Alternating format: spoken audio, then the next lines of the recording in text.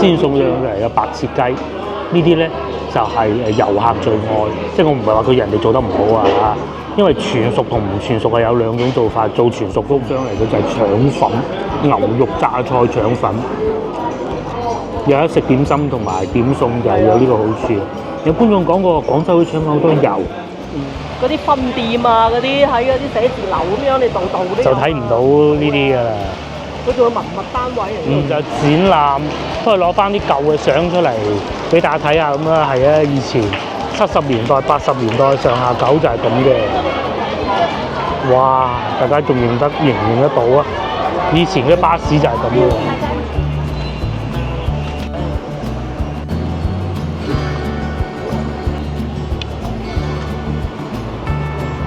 觀眾大家好啊！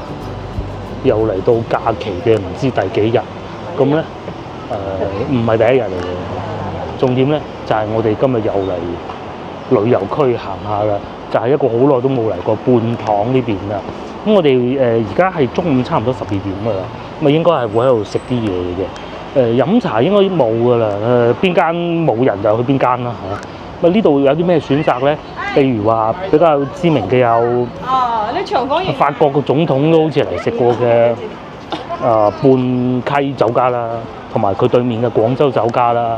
如果都冇咧，甚至乎行到過去永慶坊嗰邊咧，都仲會有陶陶居啊各種嘅。咁啊，睇下邊度有位食邊間啦。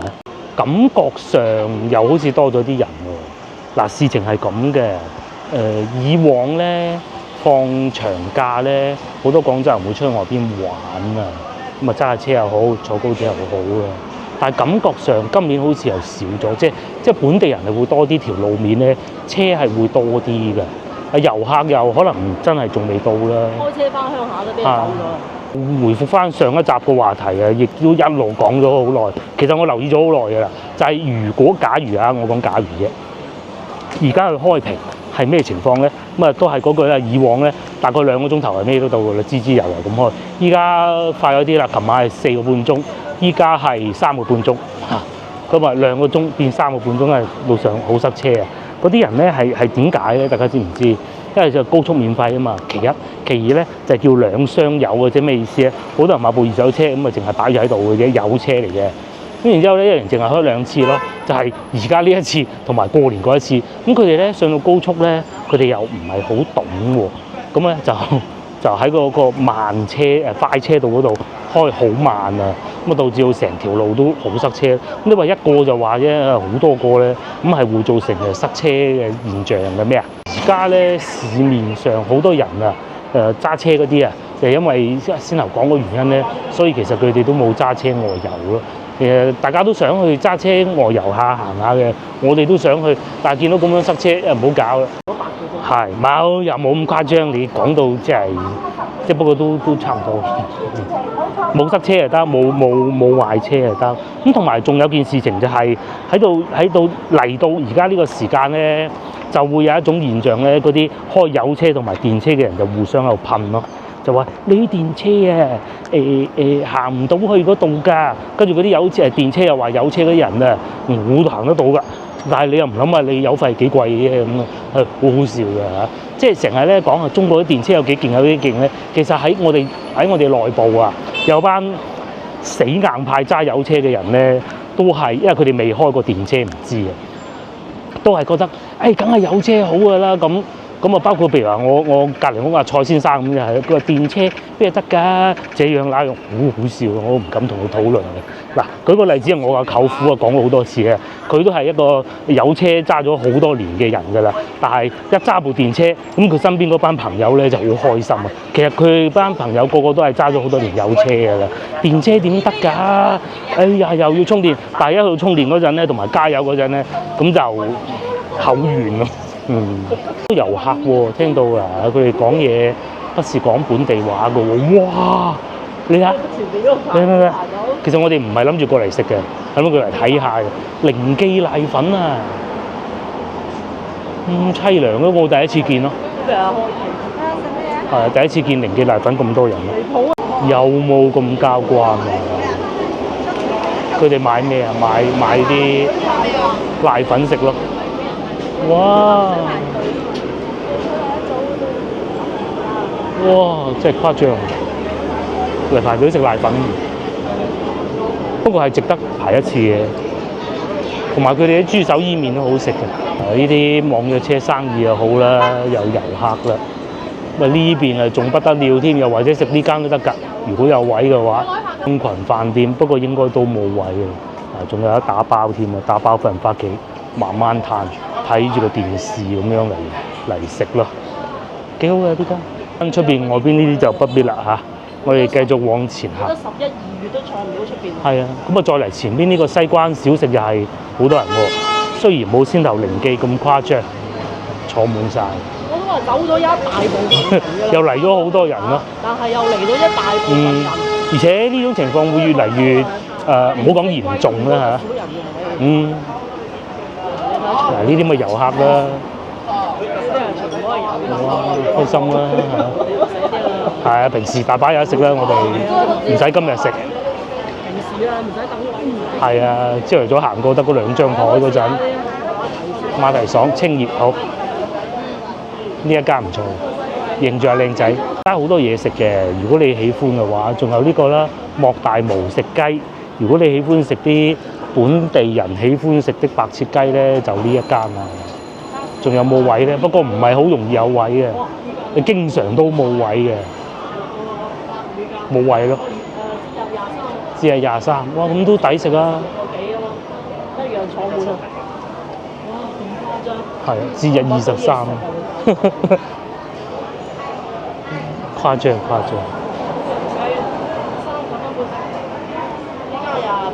平靚正，佢啲雞幾好嘅，莫大毛啊！呢一條路嘅都連續幾間都 OK 嘅。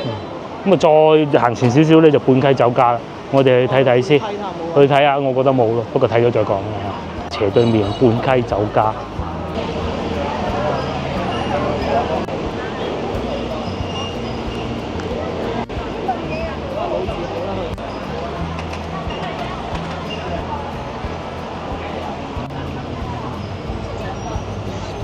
睇嚟冇位喎嚇，咁多人行住入去，然之後，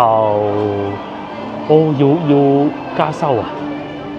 畫坊廳加收10%，房間加15%，哇！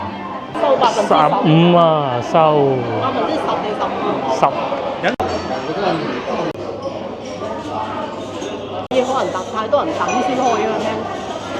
我哋揾到位啦，都算好彩啊！呢個廳係啱開嘅，咁佢哋半溪酒家咧，即係呢幾年啊，不停喺度裝修多啲大廳啊，好似呢一度咁，其實新裝修出嚟㗎。咁啊，仲有一個茶座添，即係唱粵曲嗰啲茶座。我今日應該係冇，所以又再開多個廳咯。咁呢度係唔12蚊位茶唔加收係嘛？係啊，就係得畫坊加收。係，淨係得畫坊會有即係加1啊。但係佢嗰度咧就係都有啲價值嘅，即係嗰個環境。不過就值嘅。喺荔灣湖。冇錯。咁啊，我哋揀咗呢個位置啱開嘅，冷氣未吹得夠涼，等陣就涼好熱。我以為佢一路都係咁熱啊，唔得啦嚇。好，唔該。呢啲咧就老廣州嚟食多㗎啦，遊客唔係冇，但係都要識捐窿捐罅咯。10啊，仲要15蚊位茶。15蚊位茶，再加15%好似係啊。冇得飲茶嘅。淨係俾點餸。呢度咧就有得食點心嘅。啲開始感受到啲冷氣。係啊，得畫坊係啊，要俾10%啫。同埋唔知係咪因為準備又打颱風咧？哇，好熱，超級熱，好耐未試過10月份有咁熱嘅啦，超級熱，32°C度。而家仲有係高溫預警啊，仲要咁喎，過幾日都係咁熱嘅。跟住而家去到星期日就落雨咯。35度有冇？36。36度啊！而家係32啫。哇，唔得咁鬼熱啦！好熱啊！同埋最好嘅天氣就係28度。幾時到28度？冇啊，係冇啊！今晚咯，凌晨咯。佢全部坐滿啦，除咗我面前呢幾張台，4張台未坐，後邊嗰啲已經全部坐滿啦。咁啊平時咧我哋飲茶咧係會有打折或者特價點心嘅。今日放假一定係冇㗎啦嚇，睇下食啲咩咧。你冇加1已經咪算咩？係啊，冇加已經算好彩。好多都點好餐嘅，而家覺得自己咁樣嘅抉擇係好聰明嘅。你要揀間多台嘅。先頭我哋有一秒鐘係諗過去零記瀨粉嘅，不過未睇見排隊之前啊嚇，見到排隊就不必啦。咁啊，哇！嗰頭汗，咦幾誇張！咁然之後咧喺呢度咧就過到嚟呢度，我哋都諗住打定輸數冇位嘅，就望緊隔離對面廣州酒家㗎啦，又有位喎，啱啱開。一定要揾一啲酒家比較多廳啊，多係啦餐台嘅地方。而且呢度仲要園林式，又有點心食，又有飯食，又嚟眼花繚亂獨餐牌時間，其實我哋已經點好餸。雲吞麵又有啦，瀨粉又有啦，蘿蔔牛腩麵都有，雙皮奶都有喎。等陣食到結束嘅時候，可以考慮下要調品。咁啊，再嚟仲有點心啦，市橋白買都有喎，唔使專門走到去市橋食啦，又有喎。咁啊，仲有煎餃啊、豬腳薑都有喎。啊，蘿蔔牛腩係啊，等陣最尾我哋可以叫個雙皮奶啊嚇。潮汕鹹菜炆豬紅又有喎。咁啊，白粥所有嘅粥啊，艇仔粥啊、南瓜粥啊都有喎。咁啊，腸粉我哋點咗一份腸粉㗎。葱菜牛腸我哋點咗一份。咁啊，仲有紅米腸唔係我哋最愛嘅。好多點心喎，咁啊呢度食點心咧，呢度就有啲信心㗎啦。佢唔會成日吹噓自己有幾叻啊，有啲會吹噓自己有幾叻㗎嘛。啊，邊間唔好講，不過其實我哋都想去嘅。啊，貝貝芝士、貝貝瓜芝士撻啊，佢琴日嗰個一模一樣啊。即係同埋咧，譬如你話仲有馬蹄糕都要食啊，薑汁糕好多㗎嘛。同埋連檸檬茶都有得飲㗎嚇，咁啊接落嚟下邊呢區域咧就係正餐咯。好多間，半溪又得一間嘅。有陳皮金燉肉汁，哇！你可以過嚟試下。有豬手，咁我哋叫咗個白切雞嘅，呢個菜式係好多嘅，因為始終大酒樓，我哋叫個白切雞。大酒樓即係你話佢差極都有個譜嘅。係。就係咁啊！爛船都有3斤釘。即係起碼人哋係有得唔上下。刺身又有啦，同埋佢啲價錢都唔係好駭人聽聞，但係就唔算平啦嚇，即係唔算話做到好平嗰種嘅，譬如煎豬扒58，但係就下限就比較高咯，我認為，因為曾經有一段時間佢哋俾整頓過嘅，而家好翻啲嘅，基本上就係咁啦。仲有鹹蛋黃燉肉餅，如果你想叫幾個小菜宴請啲朋友嚟，又想有特色啲嘅，冇理由同佢踎大排檔咁啊！呢啲幾好啊！節假日咧就一定要注意有冇座位㗎啦。算係咁㗎啦，冇。算係咁啦，冇加一。我哋食到最尾再加個雙皮奶都得嚇，最尾先。咁你當食飽之後，你又可以行入去荔灣湖公園或者半溪嗰度行下，係咪？咁啊行下睇下荔灣湖，咁啊仲可以聽下唱粵曲。又或者去上下九，呢個廳幾懷舊，係幾懷舊啲裝修，冇錯。可能係嗰隻龍鳳嚟一次冇錯，有對龍鳳。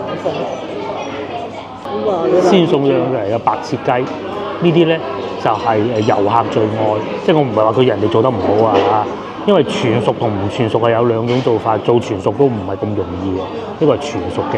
咁至於你話食咗40幾年，自己識煮雞整白切雞嗰啲咧。就可能中意食啲啫喱狀㗎啦嚇。佢呢啲肯定係偏熟㗎啦，唔使。係遊客㗎嘛你。呢幾日啊，啲遊客見到血淋淋，即係走先啦，係嘛？嚇鬼死嘅。而家佢就做全熟啊。啊，全熟啦已經算，最唔熟就係呢一嚿㗎啦已經。係爽滑啲，咁啊又試下佢會唔會唔爽滑啦？全熟嘅話。竟然做全熟。同埋個薑葱睇上去都幾傳統做得，你試過啦，全熟雞之中算幾好嘅，唔會好硬咯，啲皮仲爽嘅。其實全熟仲難做嘅，我認為啊，因為你煮到佢老晒，好似東北人嗰啲咁，梗係易嘅。唔係啊，啲好多時咧遊客多啲。係遊客多嘅酒樓係咁嘅，冇辦法嘅。佢哋唔理解㗎。因為佢哋唔知道個過程係點嘅，同埋佢未食過，佢以為食咗會肚餓。咁我哋食咗40年嘅，梗係唔會肚餓啦。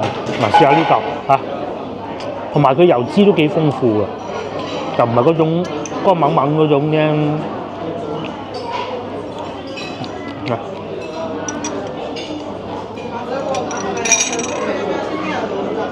真係做全熟嘅雞，水晶雞呢隻嘢食。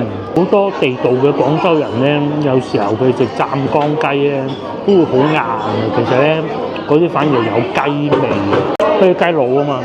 呢隻雞咧就都幾滑嘅，油脂都幾香，都可以。呢個送上嚟嘅就係腸粉，牛肉榨菜腸粉。有得食點心同埋點餸就係有呢個好處。有觀眾講過廣州啲腸粉好多油，還好啦，至少呢一個唔多啊嚇。腸粉好多種㗎，好多種唔同百花齊放啊，只能講係呢個係偏傳統啲布拉腸嗰種做法，係嘛？個皮會厚啲嘅布拉腸係。接落嚟試下腸粉啊！布拉腸粉咧，腸粉皮咧就一定要夠滑嘅，同埋咧布拉腸粉咧嗰啲肉咧係要喺裏邊嘅，就唔可以散收收嘅嚇。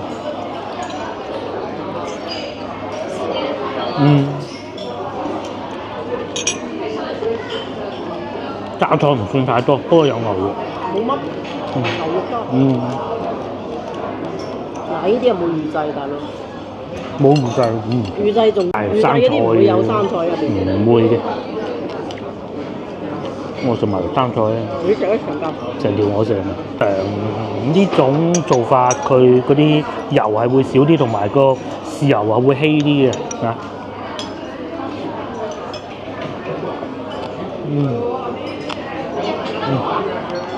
都可以。雞都食啊！個雞食落都幾好。鹹鹹香香。係鹹鹹香香，佢唔係嗰種好肥膩嗰種感覺嘅冇嘅。個皮咧等致啲嘅，但係就爽嘅，但係又未至於話到客家鹹真咬唔開。但係就一定唔似湛江雞咁。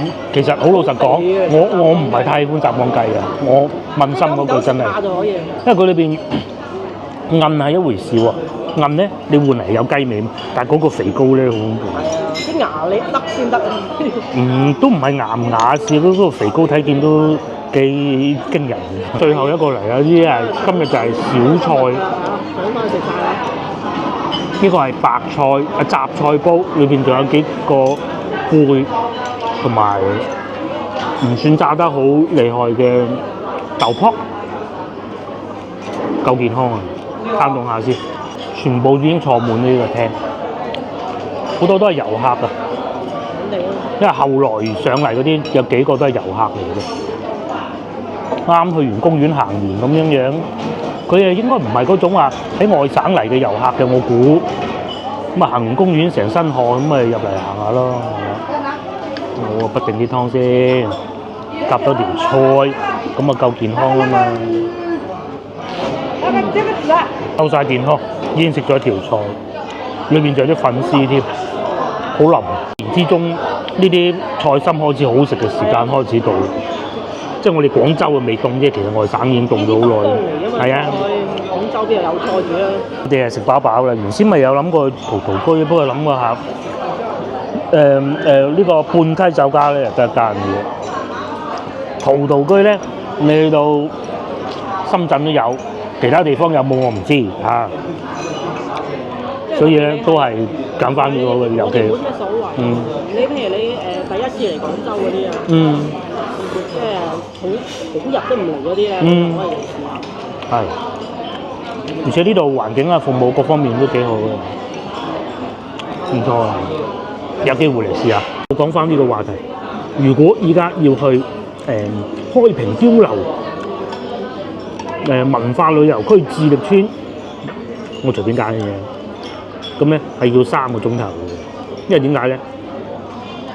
呢度發生事故，即係撞車。咁啊，其實就係呢度塞啫，但係一塞咧會塞1個鐘咯。咁如果呢度冇事故一個咧，我諗15分鐘啦嚇。咁啊塞完咧，後邊又有繼續塞嘅啦。通常我哋以往去呢啲地方啊，你可以見到137公里。最極端朝頭早好快就可以上到高速啊，6點半、7點鐘，其他車都未出現嗰啲時段咧，咁你咪個半鐘到啦，就到噶啦，係啊！依家就3個鐘咯。開得快啲，個半鐘都唔使。飽啦，咁啊，最終埋單175蚊都 OK 啦嚇。節假日喎，大家記住。呢度咧，你知唔知係咩地方啊？呢度咧係等位嘅。啊，等位嘅朝頭早。咁佢係好大園林式嘅餐廳，有噴水池嘅，瀑布嘅，都有啲堅嘢，呢啲應該係堅嘢嚟啊，唔係裝假狗嘅，有個箱入住咁啊，同埋仲有好多酸枝凳咯，酸枝凳都係堅嘢，好似石咁重嘅，呢啲應該係酸枝嚟嘅。到呢度食飽飯，梗係行下啲園林景色啦，亭台樓閣幾靚。夏天嚟都唔會覺得好熱嘅，冇錯，我哋喺上邊飲茶咯，淨係收茶位冇加一咯，啊12蚊一位，咁都正常噶啦，過節。呢度除咗先頭我哋嗰個廳之外咧，仲有好多噶，呢度上去有啲偏廳啊咁樣，哇！又有亭台樓閣啦，如果你翻到嚟廣州遊玩，你梗係想影下呢啲相噶嘛，係嘛？呢度就啱咯，又有得食，又有得影相，同埋有好多廣州人都係嚟呢度退休工人。朝頭早飲完茶啦，咁咪影張靚相咯，幾好，仙氣飄飄咁嘅。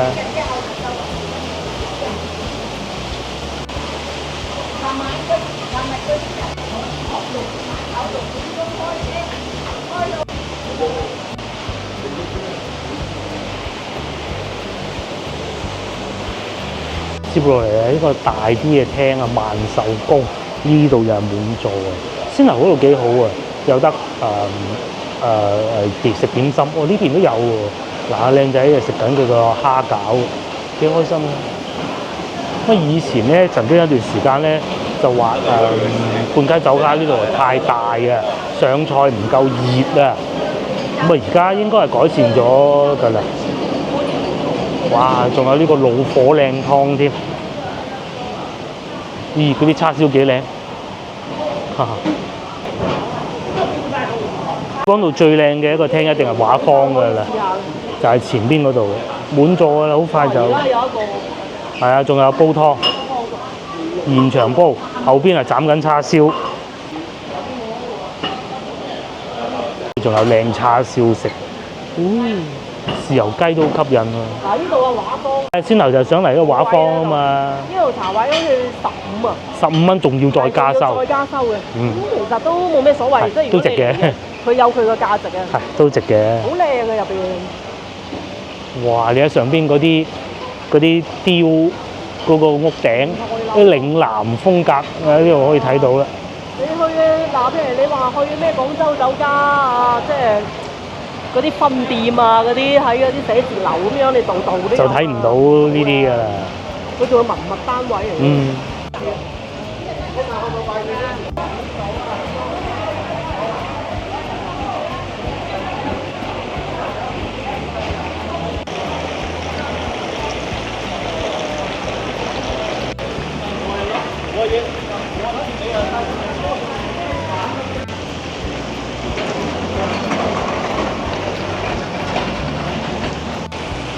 哇！連中間嗰個涼亭都開埋係嘛？哇！對面仲有幾間係啊，嗰邊嗰啲包廳啊，唔係應該係房嚟嘅嚇，真係唔同晒啊！自從隔離竹溪執咗之後，竹溪執咗之後咧，生意會再好啲。冇辦法，係嘛？竹溪同佢都有啲競爭關係。係，但係嗰度平價啲咯。我帶埋啲小朋友嚟睇下，咁幾開心。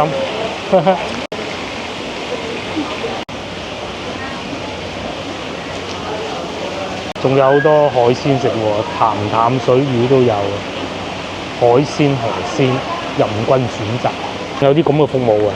哇，艇仔蛙到入嚟呢度，係啦，真係識玩啊嚇！蛙到入嚟呢度啊，咪呢啊右邊度畫坊啦，坐喺個艇度石做嘅呢個艇係，咁嚟食點心咯。呢個蛙艇啊，哇！係喺荔灣湖嗰度爬。係已經證實咗啦，已經有一條船走入嚟啦。嚟啊，半溪呢度。咁同埋咧，俾一個推薦大家，好似佢哋咁咧，其實係嗱，仲喺度歡呼啊！其實咧，先頭喺嗰幾間小食店度買定啲小食，嗰啲咩瀨粉啊嗰啲咧，雲吞麵啊，咁啊一路食一路蛙艇仔。不過最好唔好呢個氣節啊！去到12月啦，呢種體驗啊不得之了，爽到爆！咁最後入去就係中國會啊，又係最大一個廳嚟嘅應該係。呢個廳都好大㗎，食緊咯。我哋未嚟過呢度中國會。哇！呢度入邊仲有廳。不過平時佢冇開到咁。今日放假梗係開埋㗎啦。門口嗰幾個廳，個9蚊茶位喎。9蚊啊嘛？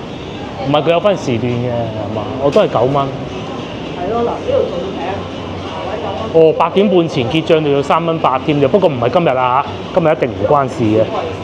平時可以啊嗬。係啊，8點半係住附近嗰啲熟啊。6蚊8都唔貴啊，11點。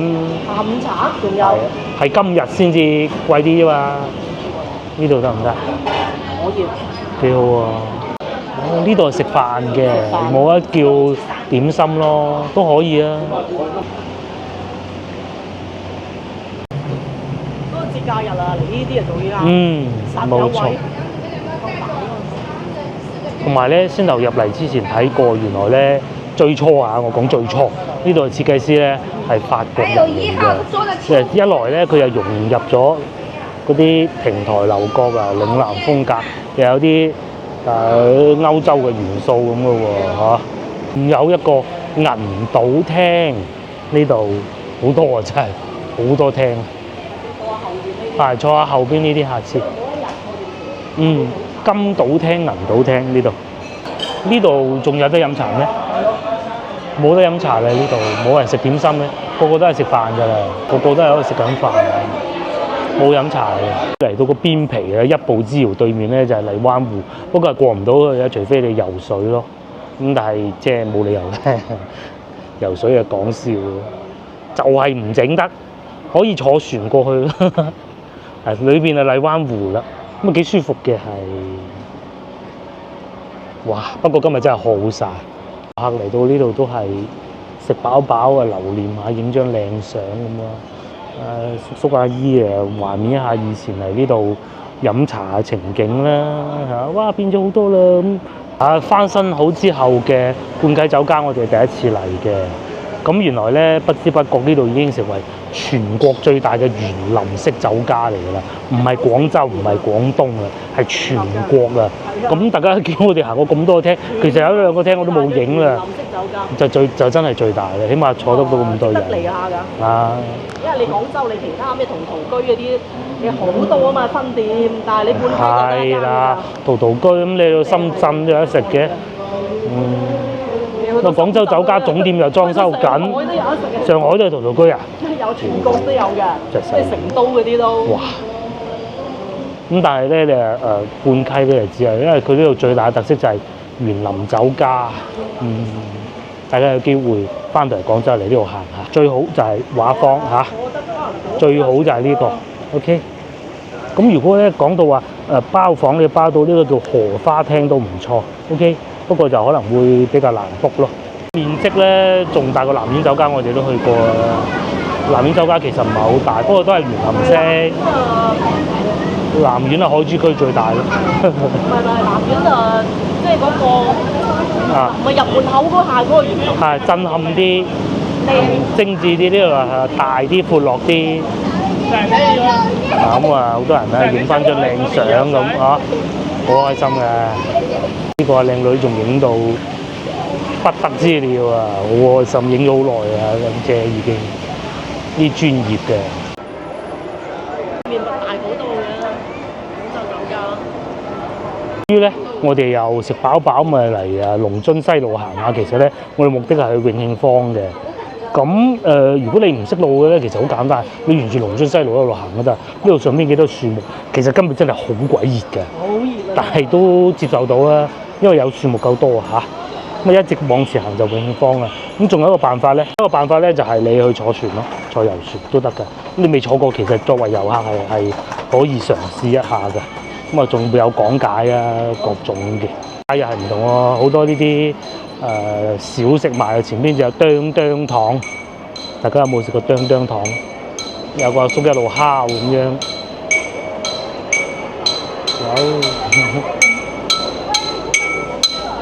坐呢個巴士啊，西關路線去到陳家祠啊、沙面啦，呢度又有好多腸粉店啊，各種㗎啦嚇。你沿住呢條路一路行就得㗎啦，就到得到永慶坊嘅，又唔使驚話行錯路。係啊，好多咗好多鋪啊，啊茶葉店啊，呢個賣下燈籠啊，中秋節啊嘛，面本地老字號，幾好㗎，西關名記。啲小食啊，又係好多人嘅。食個糖水咁都得㗎，你想唔想食啊？係嘛？粉啊，行過咁，你想食個雙皮奶咁，而家突然間想食咁，你又可以入去食啦。反正就小食類啊。冇錯。嚟廣州有兩，除咗即係呢啲叫我哋叫小食啊，即係呢啲手機別啊。路係好繁忙嘅，佢單行線啊，雙行線兩車道嘅。如果你話食咩經常會塞車，牛腩麵啊，乜嘢？呢啲係會比酒樓好食啲。係啊。仲有嗰個竹升麵都搬走咗咯。之前我哋食過一次都幾好。以前喺呢度啊嘛，搬咗啦。試過一年唔知國慶定五一咪食過咯。咁啊，西關名記咧唔好諗啦，煲仔飯都有嘅。鏡頭正前方呢一部咧就係司頭所講啊，西關旅遊專線啊嚇，咁啊永慶坊啊、沙面島啊，全部都去勻㗎啦。先頭食得唔夠飽，仲可以嚟呢度。牛三星係涼粉，就仲好熱情添。1981年開嘅啦，我食過幾次都幾好。無論係甜品啊，到嗰啲西關小食啊都有啊。有啲咩？有啲特色小食啊，鹹蛋黃系列碟頭飯啦、腸粉啦，你睇個皮幾鬼薄。甚至乎啊，豬扒飯啊、牛柳飯全部都有。呢啲又好食過啊，啱先啊，半雞啊。係啊，真係啊。結個粥咁，嗱你睇下前面嗰幾個，可能係本地人咁咪食個粉咁啦。酒樓就冇做得佢呢啲。冇呢啲咁好嘅酒樓。酒樓就食粵菜。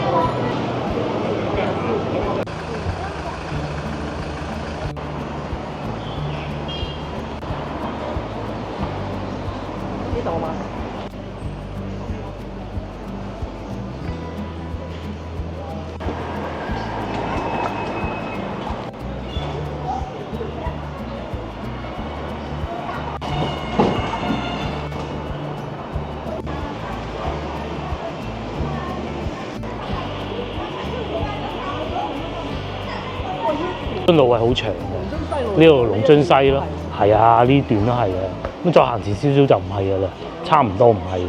轉彎嗰度就唔係，嗰條橋就應該係。差唔多嘅，差唔多。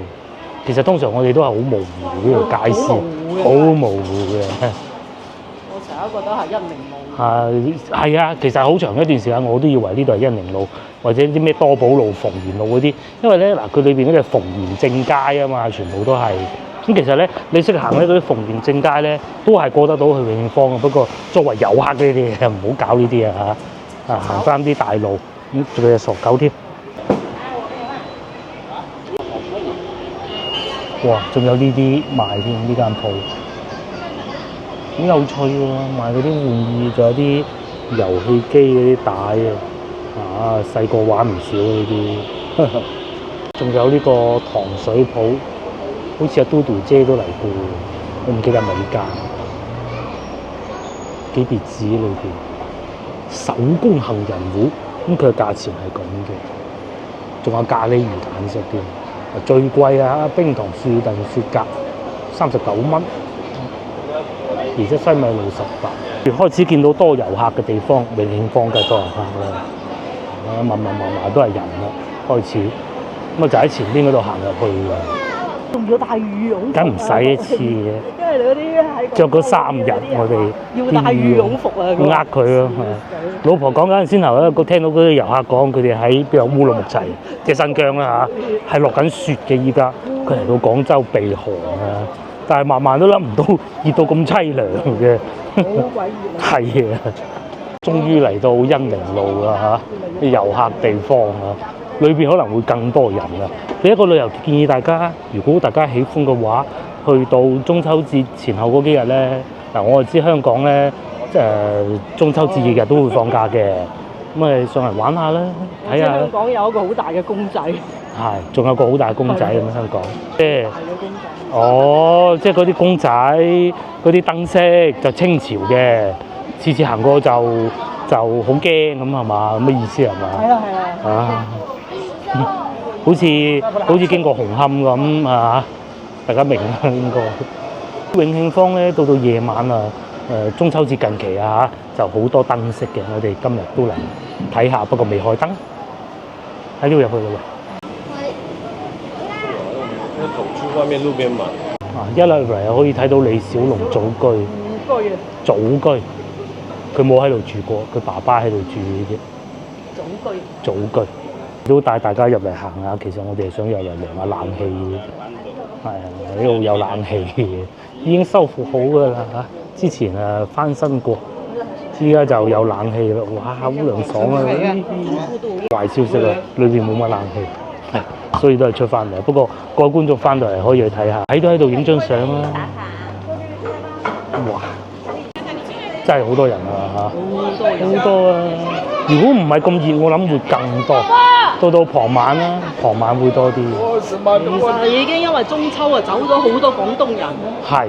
即係喺度揾食嗰啲廣東人。係喺度做工嗰啲。咩？你翻去咩？佢哋粵西啊、粵東啊，咩都好啦。湖南啊咁啊嗰啲咯。湖南嗰啲咯，但係又多咗好多外省嚟嘅遊客，咩烏魯木齊啊，先頭見到部車係重慶開過嚟啊咁咯。嗱呢邊有翻啲涼氣啦。獨位咁樣。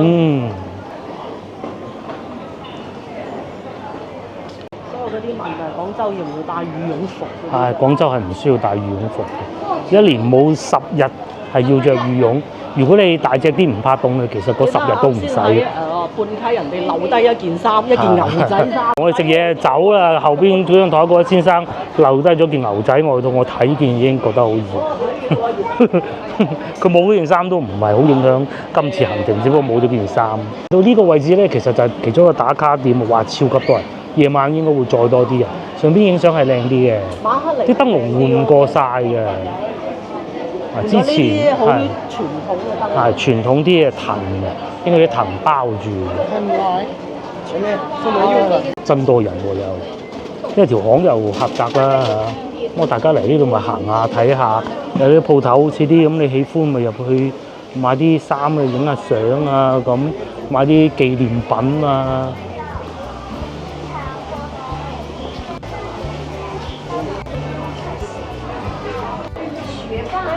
入咗嚟鋪頭，不過對比上一集名創優品嗰啲盲盒店咧，呢度就冇咁火爆，唔係，又有呢啲賣下啦，博物館呢啲赤壁之戰嚟就係咁嘅。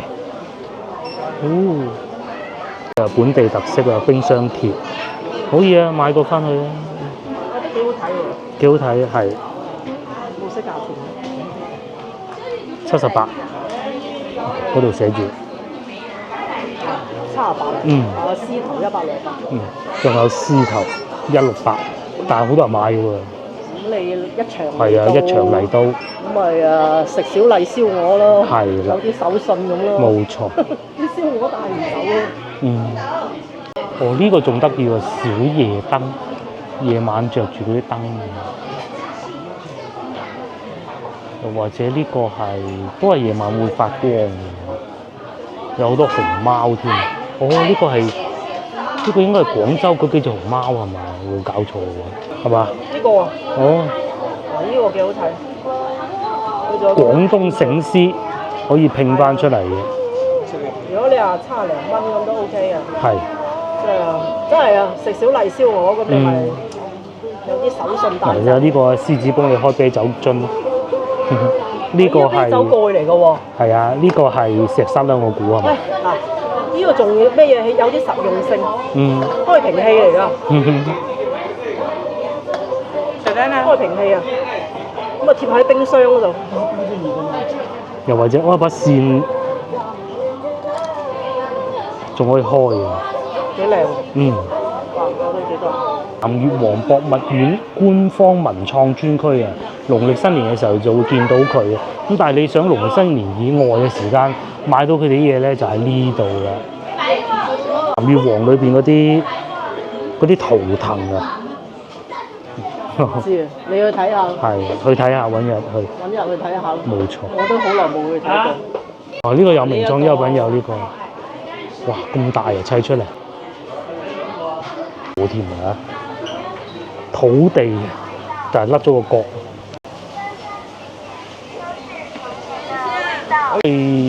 中秋節嘅原因又多咗啲燈飾啊，嗰啲係新嘅燈飾，乜燈飾啊？馬嚟呢個角度都好靚。佢嗰啲着晒。會全部着晒，仲要呢度都未算最靚啊，去到酒店門口仲靚。係啊，好多人。都係啲外省嘅遊客。遊客靚女，哇，做到咁靚嚟影相喎。哇！佢哋真係唔熱嘅咩嚇？唔係啊，好識旅遊啊！好識揀地方旅遊。即係好，即係嗰種好。哦，嗱呢度就寫晒今次中秋節會有啲咩睇啦嚇。每個地方都寫晒嗱，之後我哋入門口咪睇到呢個咯。喂，呢個夜晚最靚呢個，呢兩個夜晚都靚。上邊。你好似啲錦鯉呢啲咪好咯，整。係啊。即係。係。香港觀眾明咩意思㗎？係。即係你整啲咩金魚、錦鯉、羊肚嗰啲或者獅子啊嗰啲，咪有嶺南特色咯。冇錯冇錯。香港都係嶺南。冇錯冇錯。整麥兜咯。係啊，真係。廣州啊，整醒獅老實講真係，我哋未去啊，但係我睇個圖片真係唔搭啊。同維多利亞講唔搭啊嗰樣。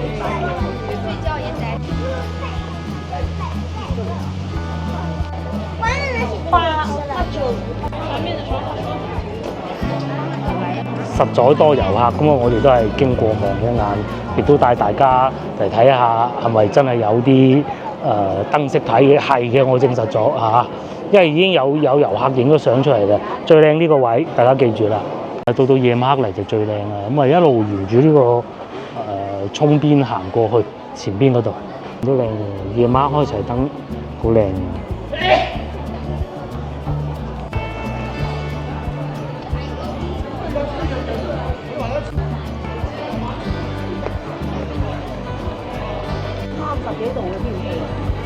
呢度係舒服啊，樹底再張藤椅咁樣坐住。底都冇舒服，空調。呢度啊，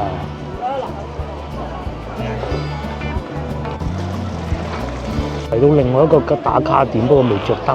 呢度着燈會靚，之前係一堆金魚嚟嘅，而家變咗一種圓形同埋柱狀嗰啲燈籠咯。有一年仲係疫情嘅嗰陣，咁啊嚟呢度影個相俾大家睇過，好靚啊真係。呢個咁啊可以證明你嚟過廣州，好似阿姨咁。哇！廣州。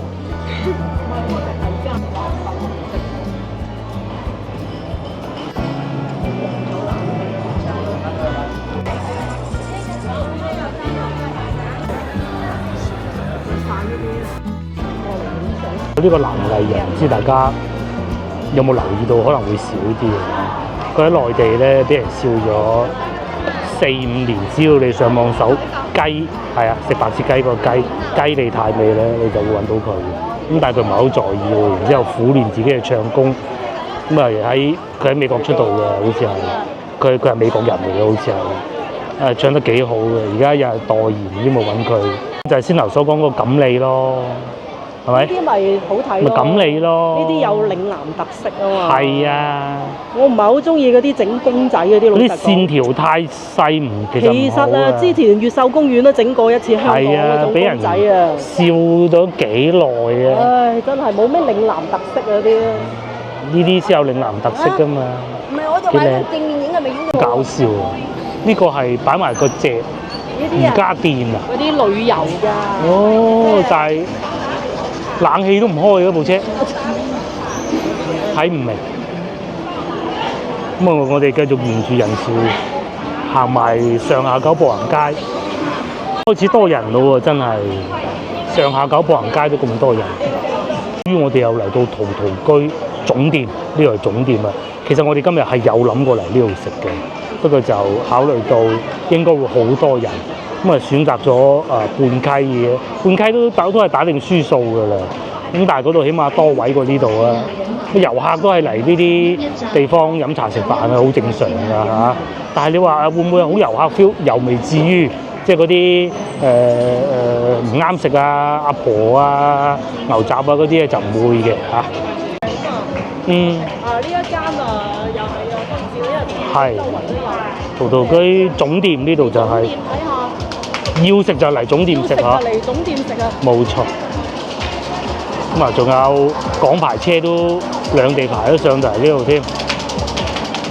而家係差唔多3點，應該係下午茶時段啦。哇！我睇見裏邊一樣係咁多人喎。下午茶咧，一樣係要排隊嘅。啲遊客咁啊行過，係啊，諗過今日中午嚟呢度食嘅。哇！已經唔算多㗎啦，早幾個鐘頭可能仲多。賣月餅咯，最緊要嘅嗰邊又有，哇！或者作為遊客，你可以過嚟呢度睇下阿師傅仔整蝦餃呢度啊，係整蝦餃，係啊，即係點講啊？即係你咁多間陶陶居啊，咁啊，梗係直接嚟總店啦。冇錯。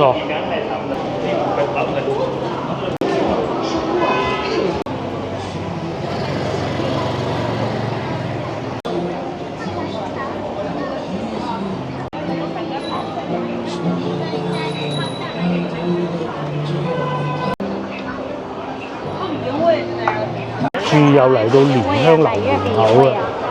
哇，買月餅啊！蓮香樓啲月餅啊買得過嘅，因為買完咪喺度打包，即刻送走，6折。6折喎嗱！係喎，咁交關，仲要滿400蚊包郵。幾日係中秋啊？係啊。今日1號、6號中秋啊。呢就係我哋細個食嗰啲月餅啊，一個盒盒嗰啲鐵罐，哇，好熱鬧喎！蓮香樓，成個上下九最熱鬧就係蓮香樓同埋陶陶居門口啊！廣州酒家未裝修，南信仲有個廣州酒家，南信都好熱鬧，慢慢即係恢復翻上下九呢啲有冇以前咁熱鬧嘅情景咧？希望可以嘅。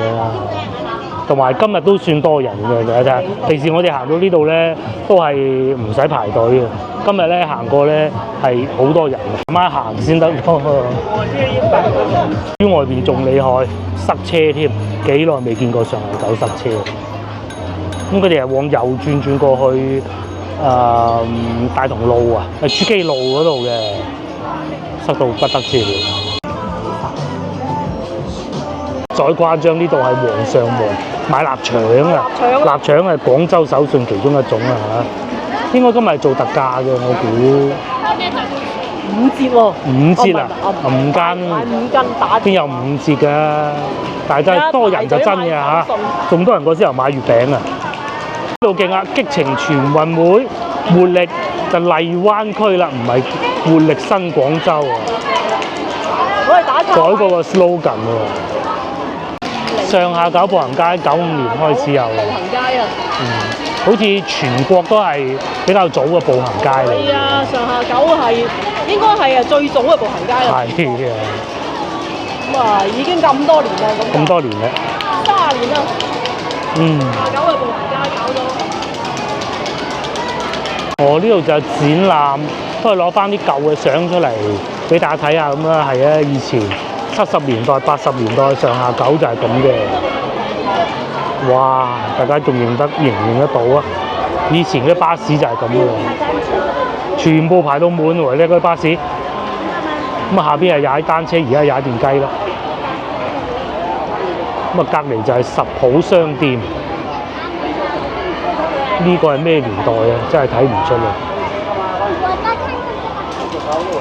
70至80年代的上下九啊，啲屋其實都仲係依家仲喺度嘅，只不過可能嗰時清平飯店清平飯店啊，呢個咧應該係婦兒中心啦吧，婦兒公司啊，我估都係70、80年代啊。嗱，上邊寫住大減價係咪？或者呢個係70至80年代，仲有靚女巡遊添喎。呢個我估應該係80年代嘅啦。嗱，嗰個小朋友係啊，個心口已經有米奇老鼠喎。以前其實好開放嘅啦。好開放，80年代。嗰時着啲衫，70到80年代。之後開始就有啲彩色嘅圖片，啲領導就喺度就講話上下九步行街開通啦咁咯，幾開心。慢慢咧到2000年應該係最旺嘅時候啦，就係我哋讀大學啊咁上下嗰個年代咯。好多同學嚟到廣州咧都話：哎呀，要去上下九步行街行啊咁嘅。57年步行街又係好旺啊！當時咧冇咁多網購啊嘛，咁咪嚟呢度買嘢咯。陶陶居塊牌仲喺度啊，咁對面就麥當勞，覺得麥當勞好新潮啊！好難得入去麥當勞坐下食杯雪糕啊！仲有呢個唔知大家記唔記得啦？以前係咁嘅，當時最旺上下九步行街就係咁咯，行都行唔到入去咁啊！大家又有冇經歷過呢一段時間？我仲喺度畫畫添，就開始出現呢啲銅像咯。人哋話咧，呢啲銅像出現咗咧，上下九步行街就變得越嚟越差。大家發唔發覺？究竟係巧合啊？呢個人是係原因咧？咁就不得而知啦。當時啲外國人嚟到都係要嚟上下九步行街行下咁嘅。至今日上下九步行街只有到譬如好似而家咁啊大時大節啊，就最多人，好翻啲啊，係好翻啲啊。因為你畢竟有電商啊。係衝擊係比較大嘅。你而家實體好難做㗎。即係雖然話上下九落幕啫。係。但係都仲有啲人氣。係，仲有人氣。有好多地方啊，嗰啲步行街啊。人都冇晒啊，點催谷都冇用㗎啦。上下九去到節假日都仲可以有得玩下，冇錯冇錯。